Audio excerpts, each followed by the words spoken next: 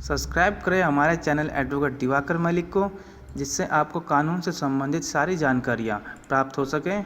इस चैनल पे आपको corporate work, labour compliances and judicial court से संबंधित सारी जानकारियाँ समय समय पर प्राप्त होती रहेंगी।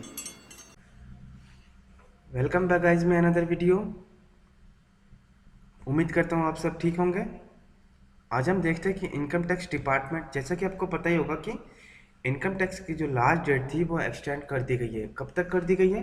15 मार्च 2022 तक के लिए।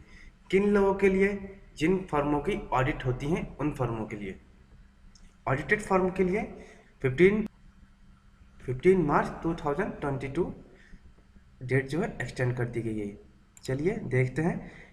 ये देखिए प्रेस रिलीज, इस पर आप साफ साफ देख सकते हैं कि जो लास्ट डेट है ऑडिटेड फर्म की वो है 15 मार्च 2022। ठीक है।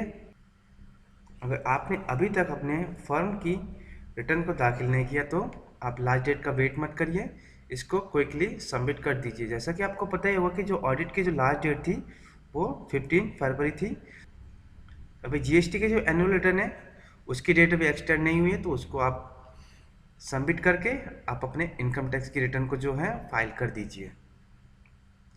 ठीक है। उसके साथ ही साथ हम देखते हैं और जो इंडिविजुअल फर्म है उनकी जो लास्ट डेट थी वो एक्सटेंड नहीं की गई है। वह लास्ट डेट 31 दिसंबर 2021 तक की थी। अगर आप फिर भी आप रिटर्न अपनी फाइल करना चाहते हैं तो आप मार्च तक उसको फिलअप कर सकते हैं विथ पेनल्टी। पेनल्टी का स्लैब क्या है वो आपको पता ही होगा। 1000, 5000 एंड मैक्सिमम 10,000 के स्लैब में आरटीआर के ड्यू डेट को पेनल्टी के साथ रखा गया है। इसके बारे में भी देख लेते हैं। ये देखिए, अगर आपकी इनकम 5 लाख या उससे बिलो है तो आपकी जो स्लैब है वो 1000 के स्लैब में आपको रखा गया है। अगर आपकी इनकम 5 लाख के अबव है तो आपको 5000 के स्लैब पे रखा गया है। ठीक है।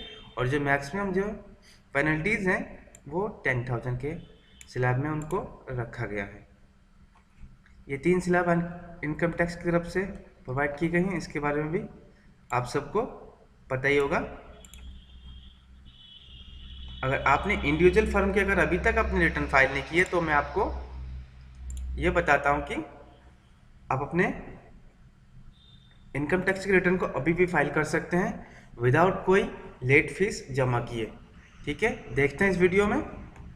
और साथ ही साथ ये भी बताऊंगा कि जो इनकम टैक्स में जो 2 एरर मैंने फाउंड आउट किए हैं, मोस्टली सब व्यूवर्स के यही एरर फाउंड हो रहे हैं, तो मैंने इन दोनों एरर को क्लियरली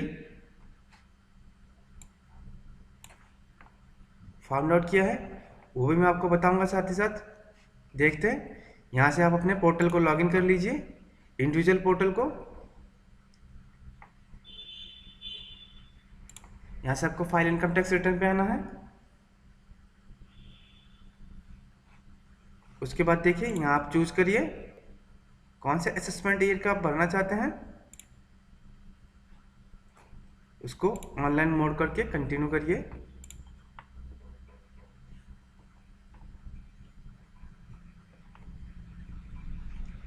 देखिए इस चीज़ को आप ध्यान से देखिएगा।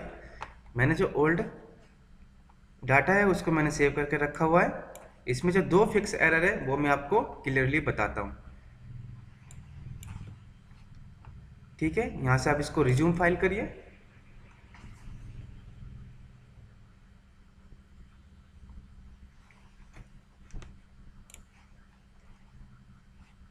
ये देखिए मेरा जो डाटा है वो ऑलरेडी सारा सेव्ड है।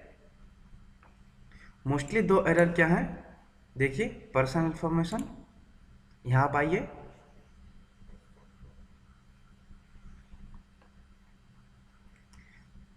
आपने देखा होगा कि जब भी आप अपने रिटर्न को फाइल कर रहे होंगे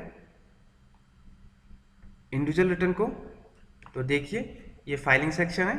यहाँ ऑटोमेटिकली 139 का 1 ऑटोमेटिकली सेलेक्ट रहता होगा आपके केस में। ठीक है। अब आपको दोबारा जब आपने फाइल कर लिया होगा रिटर्न को, डाटा को सेव कर लिया होगा, तो उसको आपको 139(4) में करना है, क्योंकि ये जो ड्यू डेट है इसी कॉलम में आपको रिटर्न फाइल करना है।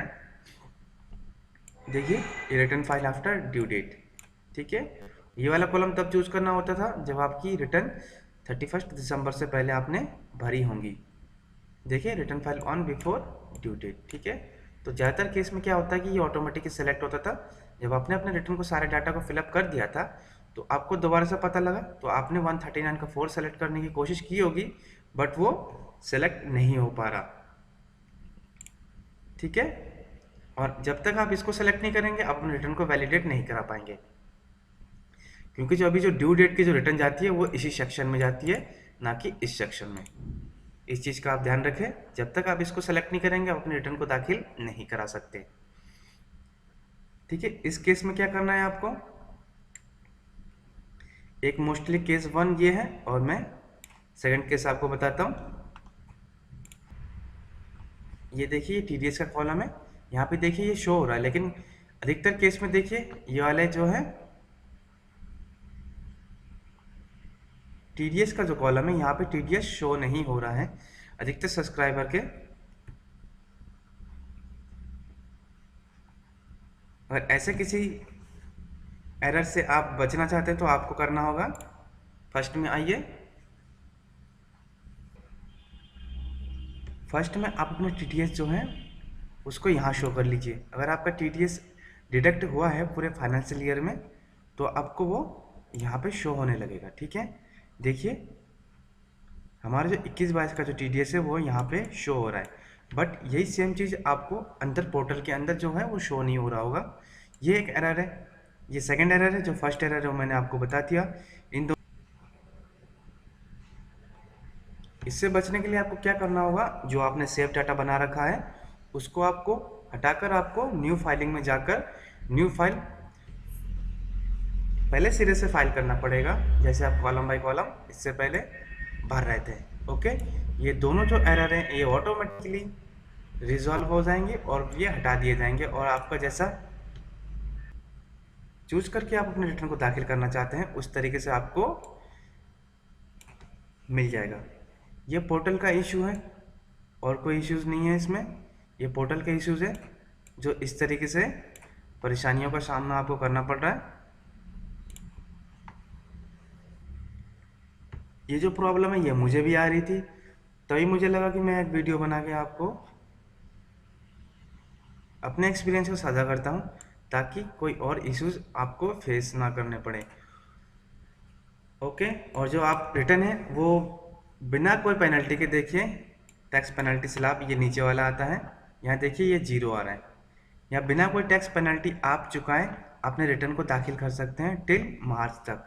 आपको क्या करना पड़ेगा, आपकी जो रिटर्न है वो 2,48,000 से बिलो रखना पड़ेगा, ये इसके इक्वल रखना पड़ेगा, ठीक है। अगर 2,48,000 के आप इक्वल रखते हैं अपने इनकम को तो आपको जो पेनल्टी है वो 0 रहेगा, ठीक है। और जैसे ही आप 248 का स्लैब जो है वो एक्सेस करते हैं तो आपकी यहाँ जो पेनल्टी है वो 1,000 शो होने लगेगा ऑटोमेटिकली, ठीक है। अब आप देखिए अगर आपकी इनकम 248 से नीचे है तो आप रिटर्न तो दाखिल कर सकते हैं अभी।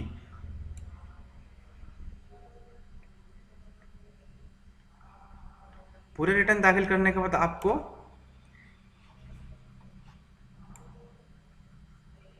यहाँ से प्रोसीड करना है।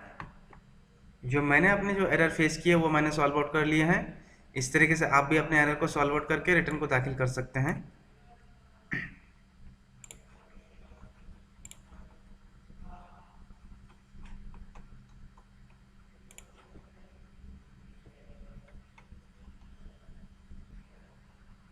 पूरे रिटर्न को दाखिल करने के बाद देखिए आपको सबसे नीचे आना है, ये प्रोसीड टू वैलिडेशन, यहाँ से आपको वैलिडेशन करना है।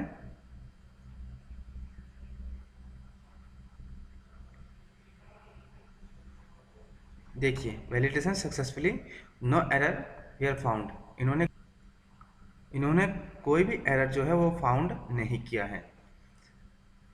अगर आपका जो है ड्यू डेट जैसे मैंने आपको बताया था पहले से, अगर यहाँ वो एरर आएगा तो आपको वो यहीं शो होने लगेगा। तो आप जो कॉलम है 139 4 का कॉलम चूज करिएगा, ना कि 139 का 1। ठीक है, अगर आपने 139 का 1 चूज करके आप इसको वैलिडेट कराएंगे तो यहाँ नहीं होगा, आपको यहाँ पे देखिए एरर शो होने लग जाएगा।